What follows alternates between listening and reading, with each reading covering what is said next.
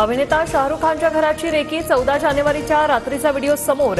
शिडीचा वापर करून एक व्यक्ती घरात डोकावत असल्याचं सीसीटीव्ही समोर। रुग्णालयात पोहोचता सैफ अली खानने स्वतःची ओळख सांगितली। मैं सैफ अली खान हूं, जल्दी स्ट्रेचर लाव, असं सैफ म्हणाला। रिक्षा चालकाची माहिती।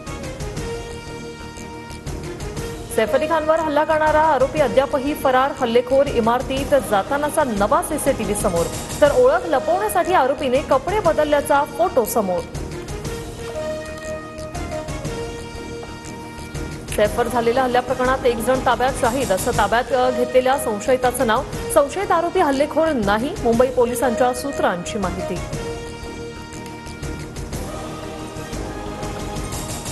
सैफ अली खानवरील हल्ल्या प्रकरणाचा पोलिसांकडून तपास सुरू। पोलिसांकडून सैफच्या घरी काम करणाऱ्या नोकर आणि कर्मचाऱ्यांची 5 तास चौकशी।